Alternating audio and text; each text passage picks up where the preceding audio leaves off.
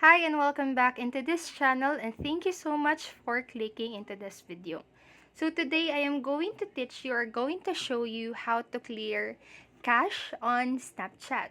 So if you're using an Android phone, just follow the simple step that I am going to do. The first step is to simply go to our settings right here. And then after that, we're going to scroll down in our settings and then just search for the app management just right here in my screen, and just tap onto that.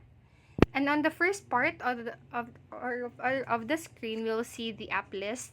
Just tap on it and then scroll down until you see the Instagram section here on your settings, just like that. And when you see the Instagram app, just click onto that and then just click on storage usage. And in here, you will see this on the bottom part, clear, that says clear cache. Just tap on it, and then you have that. So that is all. That is how to clear cache on Snapchat.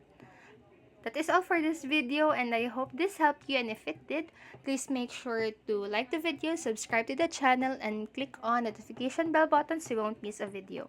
Thank you so much for watching and have a great rest of the day. Bye bye.